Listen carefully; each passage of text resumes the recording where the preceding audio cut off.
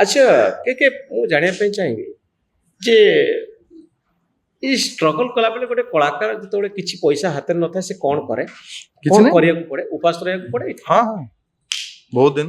ହଁ ହଁ ହଁ ସେମିତି କିଛି ନାହିଁ। ଆଉ କଳାକାରଙ୍କ ଭିତରେ ଯେହେତୁ ଗୋଟେ ସ୍ୱାଭିମାନର କଥା ସବୁବେଳେ ଗୋଟେ ଲୁଚି ହେଇକି ଥାଏ, ହୁଁ ତ ସେମାନେ ବେଶୀ ମାଗି ପାରନ୍ତି ନାହିଁ। ହଁ ତ ମାନେ ମୁଁ ଆପଣଙ୍କ ପାଖରେ କାମ କଲି, ଆପଣ ମତେ ଦେଲେନି, ତ ମୁଁ 2-3 ଥର ଶୋଧିବି କି କଣ କରିବି। 300 ଥର ତ ମାଗି ପାରିବି ନାହିଁ ନା, ମୋ ଟାଇମ ୱେଷ୍ଟ କରିକି ଯାଇ କେତେ ମାଗିବି। ହୁଁ ଆଉ ତ ଗଲା ଯୋଉଟା ଗଲା।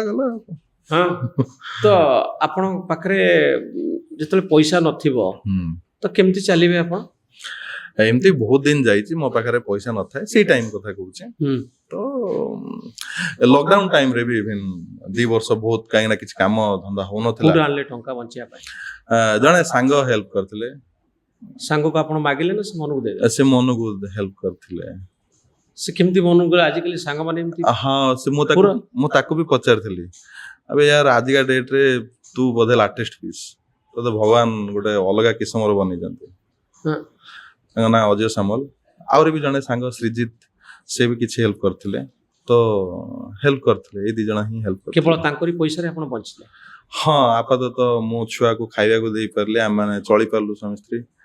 ତ ସେଇ ଟାଇମଟା ବହୁତ କ୍ରୁସିଆଲ ଥିଲା ମୋ ପାଇଁ। ଏମିତି ହେଲ୍ପଲେସ୍ ଆପଣ ହେଇଗଲେ? କିଛି ଆପଣଙ୍କ କିଛି କାମ ହିଁ ତ କିଛି ନଥିଲା ନା, ଆପଣ କଣ କରିବେ? କିଛି ତ କାମ ହିଁ ହଉନଥିଲା, ନା ଫିଲ୍ମ ହଉଥିଲା ନା କିଛି ହଉଥିଲା, କିଛି କାମ ହିଁ ହଉନଥିଲା। ସେଭିଙ୍ଗସ୍ କିଛି ନଥିଲା? ସେଭିଙ୍ଗ ଯେତିକି ଥିଲା 3-4 ମାସ ଭିତରେ ସରିଯିବନି, କେତେ ଆଉ ଏମିତି ସେଭିଙ୍ଗ ଥାଏ।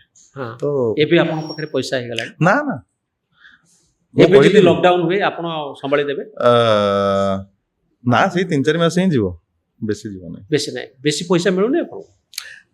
ଶୁଣନ୍ତୁ, ପଇସାଟା ଆକ୍ଚୁଆଲି କଣ ହୁଏ ନା, ସେ ଯୋଉ ରୋଟେସନ ହେଇଯାଏ। ମାନେ ଯୋଉ ଆମେ ତ ଜାଣିଲୁ, ଆଚ୍ଛା ଏଇ ମାସ ଯୋଡେ ସିନେମା ଅଛି, ତ ପୁଣି ତ ଆର ମାସକୁ ବି ସିନେମା ଆସିବ, ତ ଏଇଭଳିଆ ସିଷ୍ଟମ ଥାଏ। ଆପଣ ଯଦି ତେଲୁଗୁ ବା ତାମିଲ ଫିଲ୍ମର ଅଭିନେତା ହେଇଥାନ୍ତେ, ପାଖାପାଖି ମୁଁ ଏବେ ଏଇଠି ଯୋଉ ରେସିଓରେ ଅଛି, ମୁଁ ପାଖାପାଖି ହଁ ଗୋଟେ କିଛି ନହେଲେ ବି ଗୋଟେ 200-250 କୋଟି ଟଙ୍କାର ମାଲିକ ହେଇଥାନ୍ତେ। 250 କୋଟି ଟଙ୍କା? ମାନେ ଏବେ ଯୋଉ ପୋଜିସନରେ ମୁଁ ଏଇଠି ଅଛି, ସେଇ ପୋଜିସନରେ 250 କୋଟି ଟଙ୍କା ଯଦି ସେଠି ଥାନ୍ତି। ହଁ ହିନ୍ଦୀ ଫିଲ୍ମରେ ହେଇଥିଲେ ସେଇ ସମାନ। ଆଜିକାଲି ସାଉଥରେ ଅଧିକା ଅଛି। ଆପଣ ସାଉଥରେ ଫିଲ୍ମ କରିବାକୁ କେବେ ଚାହାନ୍ତି? ମୋର କେହି ସେମିତି, ମୁଁ ପ୍ରସାଦ ଦେବନାନୀଙ୍କର କାମ କରିଥିଲି, ତାଙ୍କର ଫୋର୍ସ କରୋଡ଼ ବୋଲି ଗୋଟେ ସିରିଏଲ କରୁଥିଲି ଇଟିଭିରେ। ବାକି ମୋର ସେଠି ସେମିତି କେହି ଚିହ୍ନା ନାହାନ୍ତି। ଆଉ ମୁଁ ଜାଣି କାମ ତ କାମ, ସେମିତି କୋଉ ପ୍ଲାଟଫର୍ମ ହଉ ଯୋଉଠି ହଉ, ତ ନାଇଁ ମୁଁ କେବେ ଟ୍ରାଏ ବି କରିନାହିଁ। ଆଉ ମୋ ମାନେ ଯେହେତୁ କାହାକୁ ଜାଣିନାହିଁ, ତ କୋଉଠି ଟ୍ରାଏ କରିବି? ଆଉ ଏବେ ଯାଇକି ସେଠି ସ୍ତ୍ରୀ ଛୁଆ ପିଲାଙ୍କୁ ନେଇକି ଆଉ ସେଠି ରହିବା ବୋଧେ ପସିବୁଲ ନୁହଁ। ତ ଓଡ଼ିଆ ଫିଲ୍ମରେ ଆପଣଙ୍କୁ ଷ୍ଟ୍ରଗଲ କରିବାକୁ ପଡିବ, କିନ୍ତୁ ଯଦି ତେଲୁଗୁ ତାମିଲ ହେବ ତାହେଲେ 250 କୋଟି ଟଙ୍କାର ମାଲିକ ହୋଇଯିବେ। ଆ ଭିତରେ ଗୋଟେ ଏତେ ବଡ ଡିଫରେନ୍ସ ନାହିଁ। ମୁଖ୍ୟ କଥା ହଉଛି, ମୁଁ ତ ଓଡିଶାରେ ଅଛି, ମୁଁ ସେଇ କଥା କହିଲି, ଯଦି ସେପଟ ବେଲ୍ଟରେ ସେତିକି ପଇସା ଅଛି, ତାଙ୍କର ଗୋଟେ ଫିଲ୍ମର ବଜେଟ ହଉଛି 100 କୋଟି ଟଙ୍କା, ଆମର ଏଠି ଗୋଟେ ଫିଲ୍ମର ବଜେଟ ହଉଛି 1 କୋଟି ଟଙ୍କା ଅତି ବେଶୀରେ। ତ ବଡ ସିନେମା ହେଲେ 1.5 କୋଟି 2 କୋଟି ଆରମ୍ଭ ହଉଛି। ତ ସେଇ ସିନେରିଓରେ ହେଲେ ତ ସେଇଆ ହିଁ ହବ। ଆଉ ଆମର ଯେତିକି ପ୍ରାପ୍ୟତା ଭିତରୁ ଥିବ, ତ ସେତିକି ହିଁ ମତେ ମିଳିବ। ତ ଅଧିକା ମୁଁ କାହିଁକି ଏକ୍ସପେକ୍ଟ କରିବି? ଓଡିଶାରେ କଣ ଲୋକ ଫିଲ୍ମ ଦେଖୁନାହାନ୍ତି, ସେଇଥିପାଇଁ ଇଣ୍ଡଷ୍ଟ୍ରି ଅବସ୍ଥା?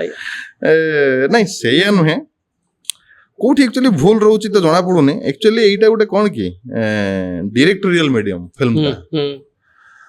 ତ ଯେ ପର୍ଯ୍ୟନ୍ତ ଆଇ ଥିଙ୍କ ଯୋଉ ସିନେମା ଏତେ ସଫଳ ହେଇଛି, ସେ ଚାହେ ଦମନ ହଉ, ପାୱାର ହଉ, କର୍ମ ହଉ କି ଗ୍ୟାଙ୍ଗସ୍ ଅଫ୍ ପୁରୀ ହଉ, ଯେତିକିଟା ସଫଳତା ପାଇଛି ବହୁତ, ଏଇ ଆଫ୍ଟର ଲକଡାଉନ କଥା ମୁଁ କହୁଛି, ତ ଇଏ ସବୁ ସେଇ ଡିରେକ୍ଟର ମାନଙ୍କ ପାଇଁ ହିଁ ହେଇଛି।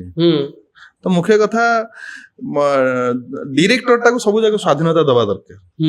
ଡିରେକ୍ଟରଟାକୁ ଯଦି ସବୁ ଯାକ ସ୍ୱାଧୀନତା ମିଳେ, ତାହେଲେ ଏଠି ଭଲ ସିନେମା ହବ। ଡିରେକ୍ଟର ମାନେ ସ୍ୱାଧୀନତା ପାଉନାହାନ୍ତି ସେଠି।